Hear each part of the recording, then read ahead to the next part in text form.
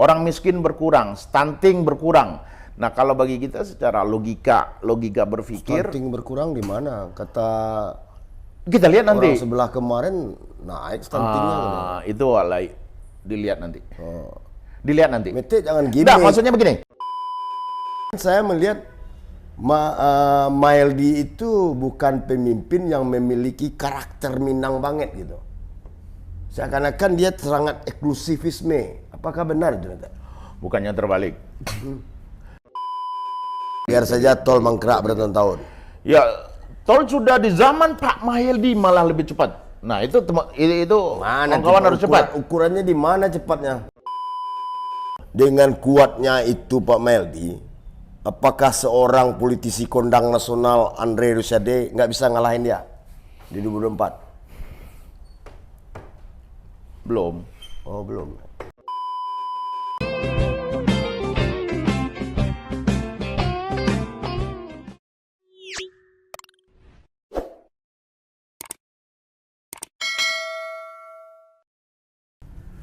Showtime, ngopi Toat, ngobrol pintar bareng Toat. Malam ini kita bikin panas para pemirsa di seluruh dunia.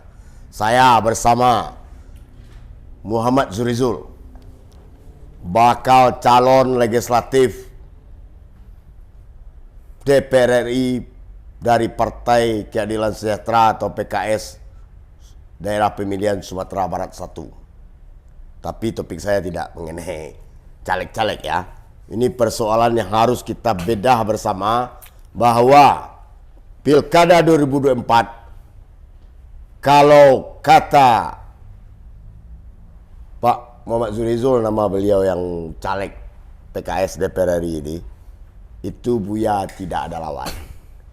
Apakah benar atau tidak, ini yang akan kita gali dari Pak Muhammad Zurizul. Saya kira Gubernur Sumatera Barat setelah Irwan Prayitno, semua orang tahu bahwa adalah wali kota Padang 2 periode ya, 2 periode, dan menjadi Gubernur Sumatera Barat sampai hari ini telah berjalan 2 tahun lebih ya.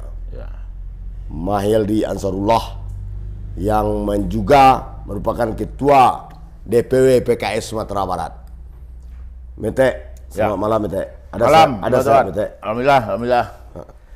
Mete ini saya kenal adalah Mete Rimau. Dia merupakan koordinator relawan Mahyildi Audi 2020, Pilkada 2020. Dan sekarang menjadi caleg, dan tentu akan menjadi catatan panjang. Ada yang akan berdarah-darah dulunya dan akan menjadikan kembali Mahyildi tentu akan berdarah-darah lagi. Kalau memang lawan Mahyildi itu ada. Menurut Mete, apakah Mahyildi hari ini di Pemprov Sumbar itu sudah on the track, sudah memberikan kepuasan pada Sumatera Barat secara keseluruhan? Keseluruhan tentu belum. Karena masih running, masih berjalan. Kepemimpinan itu kan diukurnya setelah seorang pemimpin itu berakhir di masa jabatannya. Nah, itu ukurannya ya bukannya dari sentimen-sentimen yang tidak perlu direspon. Tapi bagi masyarakat itu ketika Buya ini memimpin, apakah sejak dia dilantik ya sampai di akhir masa jabatan beliau nanti, itu apakah pendapatan ekonomi mereka meningkat? Apakah pertumbuhan ekonomi di Sumatera Barat ini meningkat? Apakah kenyamanan orang berusaha di Sumatera Barat ini, investasi termasuk di situ nyaman? Ya, itu yang menjadi ukuran suatu pemimpin itu sukses atau tidak. 2 tahun hari ini itu langkah ke situ on the track atau gimana? Terakhir tahun 2022 itu pertumbuhan ekonomi Sumatera Barat sudah di angka 5% gitu ya. Saya lupa 4,8. Tapi kata orang masih di bawah rata-rata nasional gitu ya. 4,5% lah gitu ya. Artinya itu suatu kerja. Jadi begini Bro Toat. Buya ini kan menjadi gubernur di saat awal pandemi ya, di saat pandemi. Nah, ini dan masa kepemimpinan beliau itu hanya 4 tahun ya, 4 tahun hari ini. Nah, tahun pertama itu adalah anggaran yang dibuat oleh Bapak gubernur sebelumnya. Ya. Jadi beliau tidak bisa berbuat apa-apa di 2021. Nah, program-program unggulan beliau itu baru bisa diwujudkan. Ya 2022 dia sudah 2022. berbuat apa-apa, tapi silpa paling banyak kata orang. Tapi kan terakhir jadi 95%. Sulap. Bahkan 95% itu dianggap melebihi over. Itu Harusnya di angka 92 supaya ada anggaran untuk bulan Januari. Itu gimana triknya tuh? Memang begitu Sistem pemerintah itu. kebut semalam ya. Ya, sebab kalau habis 100% APBD itu biaya-biaya untuk Januari Februari tidak ada. Nah, itu memang aturannya begitu. Oke lah kalau begitu. Saya melihat juga, merasakan juga adanya kondusif di rumah Bogonjong. Tidak ada riak, pergantian pejabat pun smooth gitu kan. Ya, dengan wakil gubernur Ini kan juga pola-pola bagus. kepemimpinan seorang Maeldi. Tapi dalam banyak pandangan orang lain saya melihat Maeldi itu bukan pemimpin yang memiliki karakter Minang banget gitu. Seakan-akan dia sangat eksklusivisme. Apakah benar itu? Bukannya terbalik. Nah, sebetulnya ini bukan membela ya. Sebetulnya sosok kepemimpinan. Nggak, saya silakan aja bilang nggak apa-apa. Sosok kepemimpinan Minangkabau itu sebetulnya ada. Memang semuanya, boleh dianggap semuanya di Buya Maeldi ini. Tapi yang perlu ditonjolkan hari ini itu adalah keumaraan beliau gitu ya. Oke, beliau juga seorang buyan ini, mama. Nah, umaranya ini. Nah, kembali tadi bahwa 2000 ternyata Brotoan membangun dengan anggaran pemerintah itu tidak bisa langsung dibangun. Harus ada dulu dibuatkan amdalnya, dibuat dulu FS-nya, dibuat dulu DED-nya, baru. Ya, saya kira itu pandailah orang-orang seperti birokrat yang sudah senior-senior di PPK. Ya. Nggak perlu pula metek menggaris bawah itu. Yang saya ingin kejar itu kan dengan 2 tahun perjalanan Maeldi Gubernur Sumbar itu, di beberapa lawan-lawan politiknya sudah mulai keluar tagline ganti Maeldi 2024. Ya, karena yang saya sampaikan barusan tadi, bahwa dana pemerintah itu tidak bisa nangka 7 dawak langsung saja dibangun, tidak bisa. Berproses. Ada prosesnya. Ada proses yang membuat di 2023, 2024, nah itu baru bisa dibangun fisiknya. Nah, kita lihatlah nanti. Nah, 2024 ini kan pilkada. Ya, karena masa jabatan Buya Maeldi itu hanya 4 tahun. tahun. Ya. Dan yang garis keras Maeldi itu menganggap 2 periode sangat oke sekali katanya. Ya, idealnya memang pemerintahan itu Nggak bisa metek stop Maeldi jangan mencalon 2024. masyarakat menginginkan. Oh, masyarakat menginginkan. Semakin dibully, semakin difitnah, semakin ini, ternyata semakin banyak yang Dipitnah ini maksudnya apa ini tendensius? ya adalah dibilang begini begana, kita tahulah apa yang beredar. Tapi masyarakat Sumatera Barat itu semakin cinta dengan sosok Buya. Nah, tinggal bagaimana lagi ke depannya ini grand design Sumatera Barat ini semakin jelas dan fakta-faktanya ukuran sesungguhnya dari kepemimpinan itu adalah pendapatan yang diterima masyarakat itu di akhir masa jabatannya berkurang, itu ukurannya. Yang kedua, bahwa pengangguran di saat dia dilantik dengan pengangguran saat di akhir masa jabatannya berkurang pengangguran. Orang miskin berkurang, stunting berkurang. Nah, kalau bagi kita secara logika berpikir, Stunting berkurang di mana? Kata kita lihat nanti. orang sebelah kemarin naik stuntingnya. Itu dilihat nanti. Oh. Dilihat nanti. Mete jangan gimmick. Nah, maksudnya begini. Jangan menyebar gimmick, Mete. Di akhir masa jabatan beliau itu dilihat apakah stunting di masa jabatannya itu berkurang tidak di akhir masa. Nah, makanya begitu. Karena prosesnya sedang berjalan sekarang ya. Itu dia, itu ukurannya. LGBT. Kita kan mau logikakan, mau ilmiahkan pemerintahan ini. Bukan dengan gimmick-gimmick, buzzer, medsos segala macam itu bagi masyarakat tidak peduli. Masyarakat itu yang terpenting. Angka kekerasan seksual tinggi, LGBT tinggi saat ini. Apakah di masa Buya Maeldi ini dia memimpin itu berkurang tidak angka LGBT itu ukuran seorang pemimpin secara logikanya. Nah, kembali ke 2024 tadi Mete. Analisa dan pandangan elit apakah sinkron dengan pandangan akar rumput?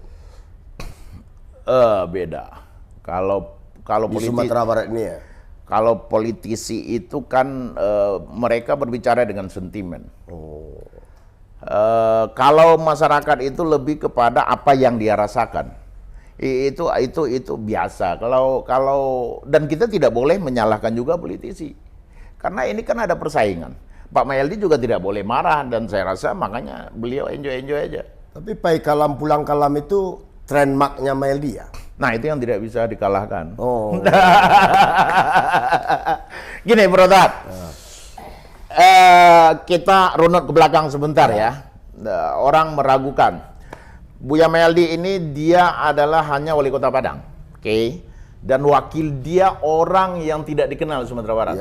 Ya, orang yang tidak dikenal Sumatera Barat. Lawan dia adalah wakil gubernur, orang yang sudah berkeliling di Sumatera Barat. Ya. Lawan dia ada orang yang juga kepala polisi di Sumatera Barat. Artinya dia sudah berkeliling Sumatera Barat, ya. Ada anggota DPR RI. Anggota DPR RI. Nah, wakilnya, sekelas wakilnya ada yang bupati. Nah, sementara level Mahyildi itu sebetulnya sama dengan level Bupati Ali Mukni. Sama dengan level Pak Mahyildi itu sebetulnya dengan Pak Indra Catri. Tapi Pak Indra Catri wakil gubernur. Nah, wakilnya orang yang tidak dikenal. Tapi dia bisa menang. Nah, ini menarik. Itu faktor wakil atau faktor Mahyildi ya? Sama-sama lah. Sama-sama. Tentu saling tidak jujur namanya ini. Saya kira itu faktor Mahyildinya. Ya. Karena saya merekam bahwa Mahyildi itu orang yang politisi yang memang tulen politisinya. Ya. Karena dia tidak pernah merasakan kalah.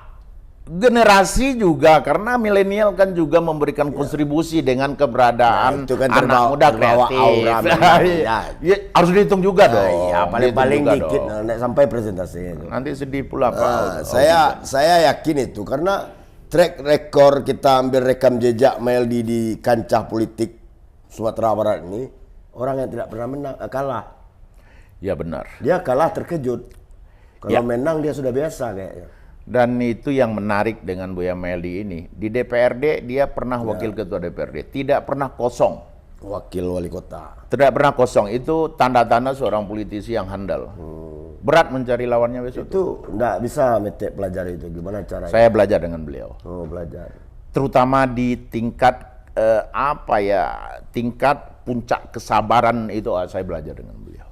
Itu nggak ada lawan kalau beliau. Jadi Gubernur Sumbar itu punya puncak yang kesabarannya sudah paripurna, guys. Oh iya, dulu mulai ada dulu di Pantai Padang, ibu-ibu maki-maki dia. Oh dia telepon kawan-kawan relawan.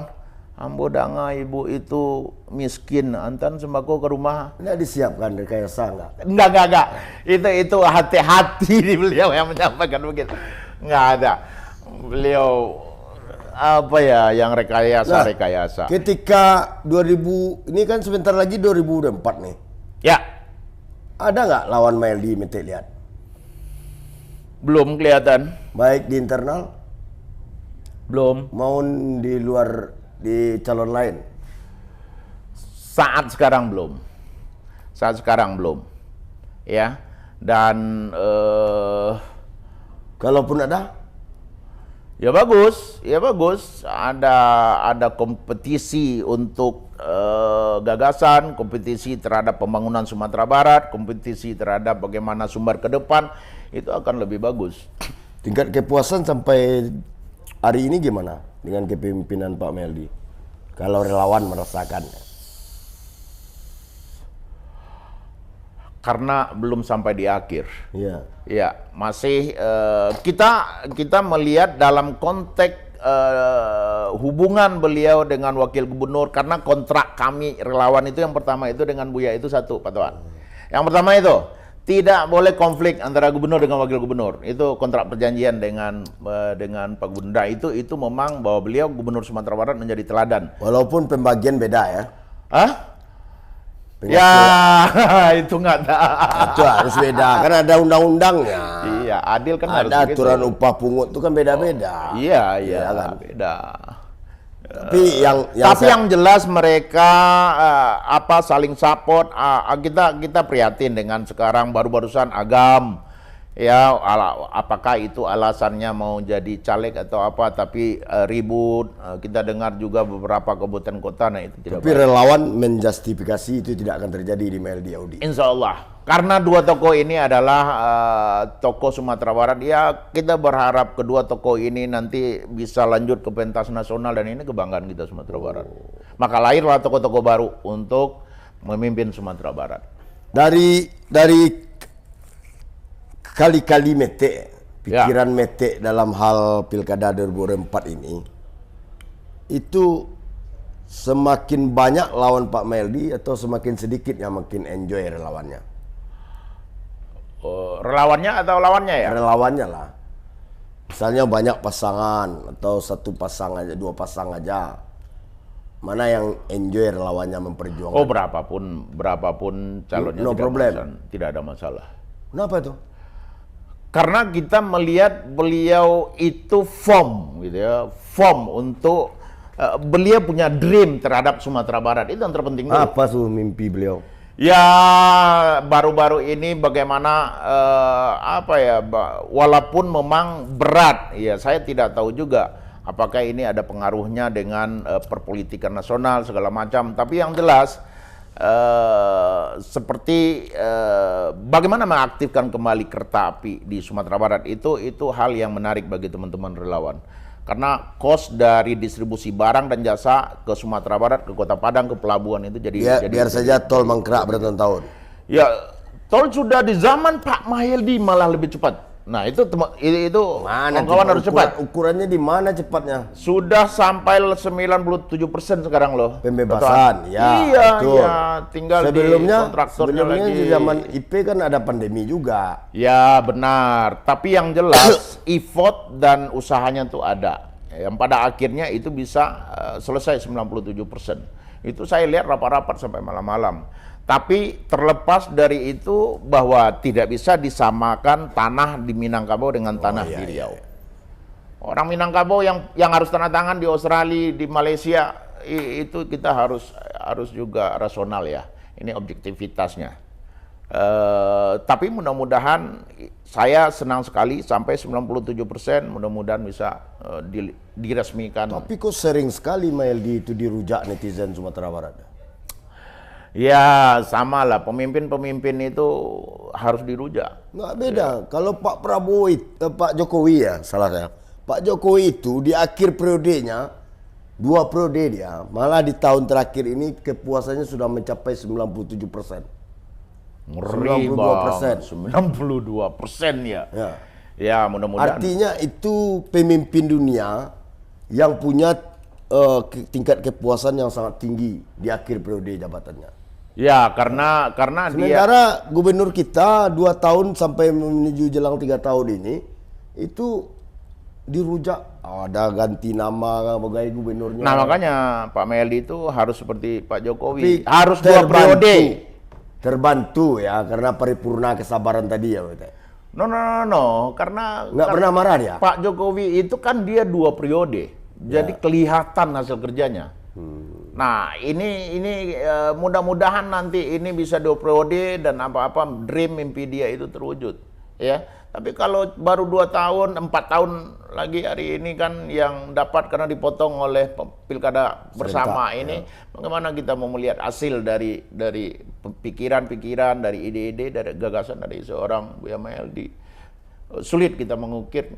Meski ide itu belum terlihat sekarang, tapi Mete masih yakin ya, mau 2 pasang, banyak pasangan, Mahyildi masih leading. Sangat yakin. Kalau pilkada besok menang. Sangat yakin. Ya, karena memang base suaranya kan cuma 21% sampai 25%. Itulah hebatnya, karena saya pernah berpikir juga ini Mahyildi ini Tuhan sayang sama dia katanya. Karena Tuhan. Iya mau, logikanya tidak mungkin dia menang, Pak. Dalam tipe nah, logikanya tidak mungkin beliau menang. Ya. Karena dalam tipologi 3T nggak masuk sama dia. Tidak masuk. Ya, isi tas lagi ya. Ya juga tidak masuk. Tapi ya bagaimana? Karena masyarakat Sumatera Barat itu, pemimpin itu adalah representasi dari masyarakatnya. Betul. Itu tidak bisa dipungkiri. Representasi masyarakat Sumbar itu apakah pemimpinnya yang pandai ngomong di mimbar ceramah. Salah satu pemimpin di Minangkabau itu religius. Jadi kalau kita belum bisa berani berdiri di mimbar masjid surau, itu sulit menang dia. Makanya calon-calon yang mau lawan Buya Maeldi ya berajar dulu, naik mimbar, lalu di surau gitu kan, begitu. Ya artinya bukan itu salah satu, tapi religius itu menjadi salah satu ini aspek pemimpin di Sumatera Barat. Karena ini menyangkut generasi. Ya sepertinya Minangkabau ini mencari gubernur seperti mencari seorang pengganti Khalifah Rasyidin ya. Bukan seperti itu. Tetap saja tidak bisa kita pungkiri banyak hasil bukti kerja Buya Maeldi itu selama beliau di Padang. Di zaman wali kota sebelumnya ketegasan tidak ada itu, walaupun ada yang militer juga. Sama beliau sama Buya Maeldi nggak ada lagi remang-remang di situ. Itu saya nggak terima, itu saya warga Padang juga dulu itu. Sekarang saya udah pindah warga. Tegas juga itu sebelum Pak Maeldi. Cuma Pak Maeldi cara masuknya pas. Iya. Ketika menjadi Pemprov Sumbar, Maeldi itu sebagai pemimpin di tengah sepi, di tengah keramaian. Karena dia memimpin Sumatera Barat itu beda dengan memimpin kabupaten kota. Berapa bisa metek kalkulasikan kepala daerah kabupaten kota yang nggih Pak Gubernur? Ada nggak? Berapa persen? Itu persepsi. Kalau saya lihat, saya pun orang melihat begitu ketika ketemu beliau cipika-cipiki gitu kan, aneh juga ini Pak Maeldi ini kan, karena beliau tidak ada marah sama ini, tidak mempunyai salah, tidak ini. Waktu metek berinteraksi dengan Pak Maeldi ini, pernah nggak dengar dia nelpon Bupati Pasaman, Bupati Solo misalnya? Nggak ada, saya rasa. Iya, tapi sebetulnya. Dia bisa menang ya, aneh ya.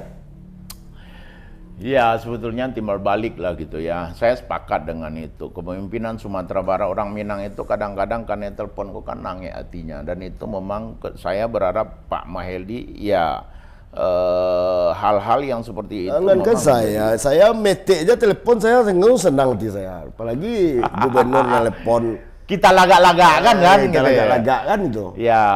Sebentar ini gubernur telepon. Iya. Tapi gini, tapi itu mungkin style beliau ya. Daniel Goleman itu ada memberikan tingkat-tingkat kepemimpinan. Salah satu tingkat ada yang paling bawah itu toxic leader. Yes. Toxic leader itu orang benci aja sama dia. Dia datang orang pergi. Nah itu toxic. Ada fun. Fun ini orang senang, nah dia suka bercanda, suka main domino, tapi secara produktivitas kurang. Nah, Maeldi di tingkat mungkin menuju ke produktif leader.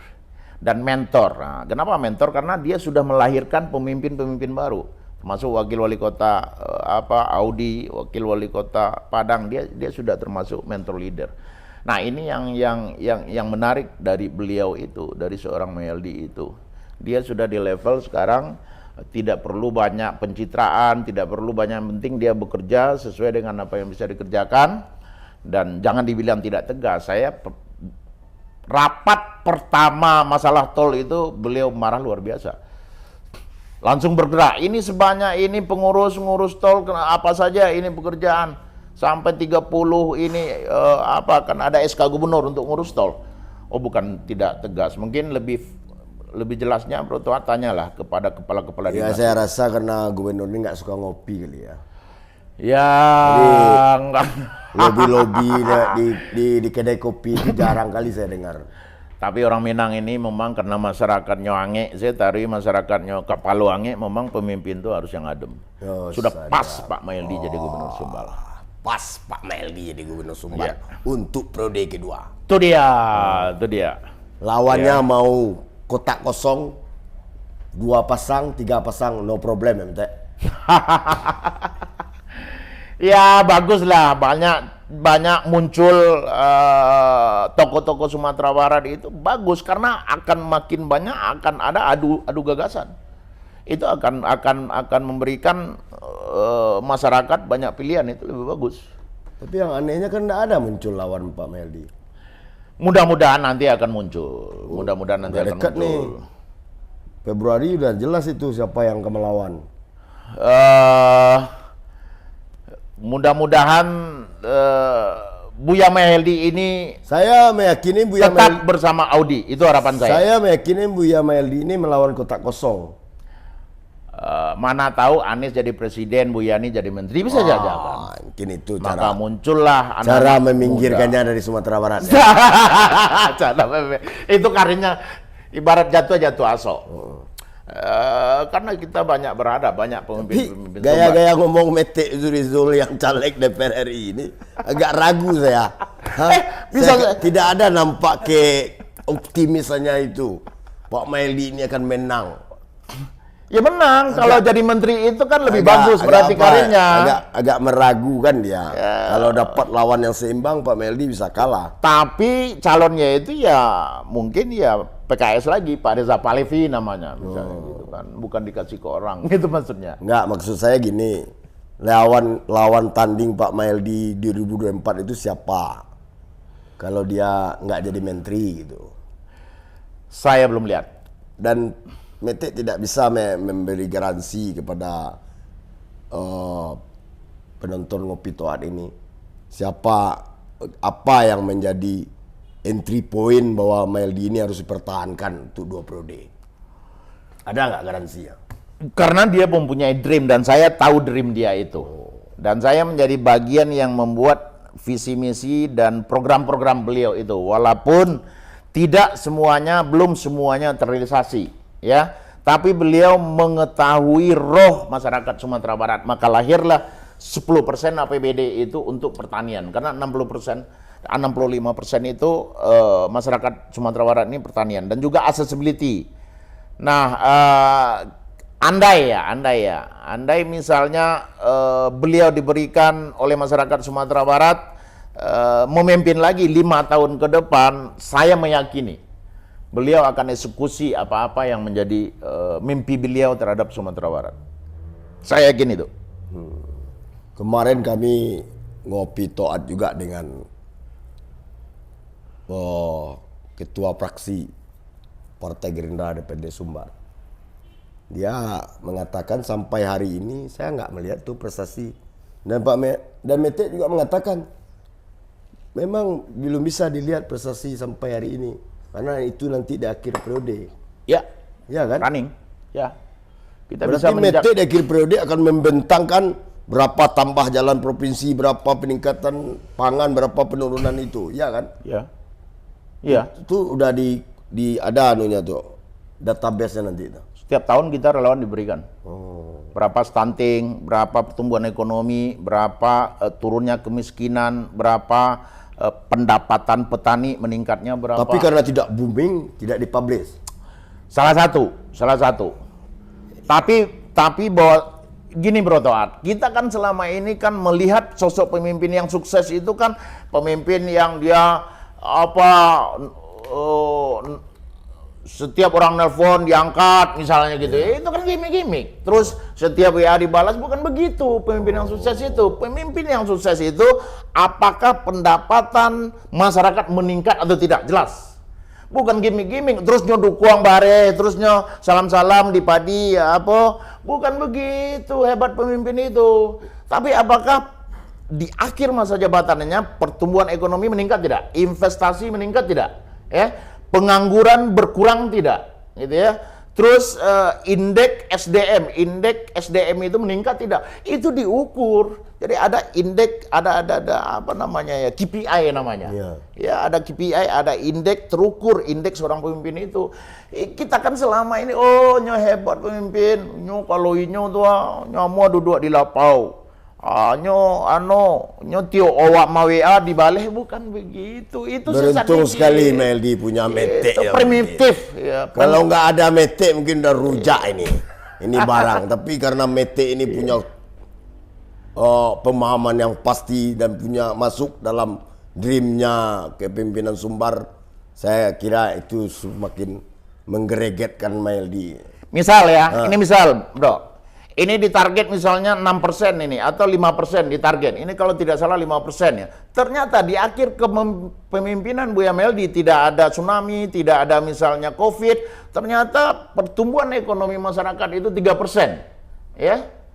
Dan Ketika itu terjadi, kita tidak bisa memaksakan diri bahwa relawan-relawan kita itu akan pilih dia lagi. Jadi rasionalitasnya seperti itu. Yes. Paham saya itu. Kenapa tidak pilih Pak Meldi lagi? Nyawa itu primitif. Itu primitif. Itu gimmick-gimmick. Tapi memang itu stylenya ya. Komunikasi publik, komunikasi politiknya terhadap stakeholder sendiri gimana? Ya, seorang gubernur itu kan sibuk. Ya Kalau saya melihat gubernur itu nggak pasti sibuk.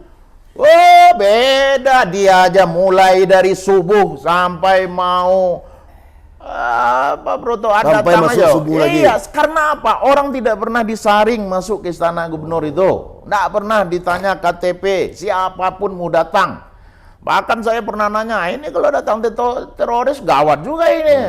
Karena nggak pernah diseleksi. Jadi subuh datang, mulai dari subuh sampai jam 1, sampai jam ini, kerja terus. Nah, artinya dalam konteks melayani masyarakat, kita acungkan jempol. Karena seorang pemimpin itu kadang-kadang masyarakat ini kan semangat hidup dia meningkat gitu, walaupun nggak dikasih materi ya, betul ya. Tapi berfoto dengan gubernur itu kan sebetulnya itu kan bukan pekerjaan beliau itu. Ya. Ya, beliau itu diwajibkan cuman jam 8 masuk kantor, pulang jam 5. Ya.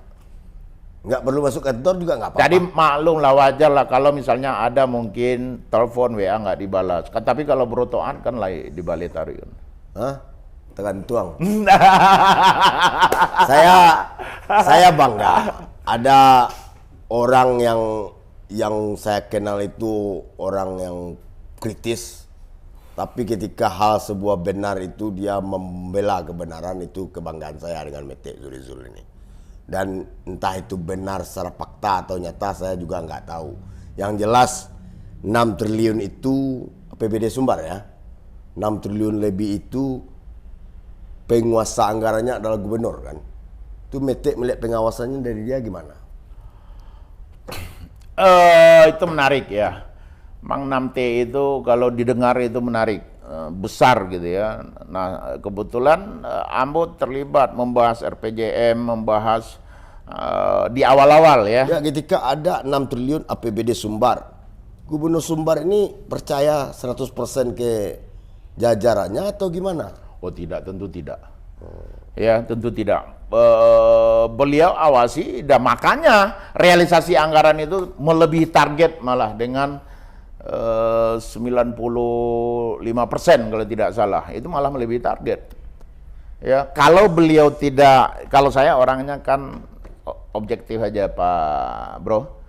Jadi bagaimana menjelaskan kalau data-data tidak ada, kan kita berbicara by data. Terbukti realisasinya artinya beliau mengawasi ketat anggaran itu. Terbukti realisasinya terwujud di akhir masa jabatan beliau. Dengan kuatnya itu Pak Meldi, apakah seorang politisi kondang nasional Andre Rosiade nggak bisa ngalahin dia di 2024? Belum. Oh belum. Why?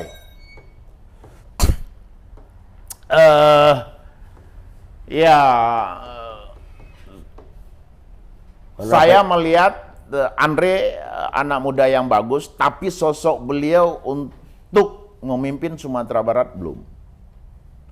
Ya mungkin belajar dulu lah, agak 5 tahun ini gitu. Kalau Meldi udah pas untuk Sumatera Barat. Untuk berkali-kali periode juga nggak apa-apa ya? Ya nggak juga, kan cuma 2 periode. Ya kalau seandainya undang-undang itu nggak ada. Iya, karena membangun Sumatera Barat ini tidak hanya membangun secara fisik. Yes. Karena Sumatera Barat ini juga kita tidak, orang bilang Meldi ini dia ceramah-ceramah, harus itu dilakukan. Karena Minangkabau itu membutuhkan itu. Karena kita membutuhkan generasi emas di Sumatera Barat. Pemimpin itu harus menjadi teladan. Nggak bisa sorak-sorak kasar-kasar di Sumatera Barat ini, nggak bisa. Nah, Meldi memberikan teladan seorang pemimpin di Sumatera Barat. Bahwa Minangkabau ini dibangun dengan adab. Minangkabau ini dibangun dengan pikiran jernih. Nah, Minangkabau itu dibangun dengan keilmuan. Nah, makanya orang Minang banyak yang merantau. Jadi SDM Minangkabau, SDM yang religi, yang Islami, SDM yang kuat secara secara kemandirian dia itulah yang menjadi tokoh-tokoh di luar Sumatera Barat. Saya kira stop aja dulu ngopi toat ini. Kalau ini terus kita ungkap ini semakin kuat Pak Meldi nanti. Ini ada lawannya nanti. Malam ini kita akhiri ngopi toat bersama Mete Zurizul, Muhammad Zurizul, caleg DPR RI PKS 2024 untuk Sumbar 1. Assalamualaikum Mete. Waalaikumsalam warahmatullahi wabarakatuh. Assalamualaikum pemirsa ngopi toat sedunia. Bila Taufik Hidayah.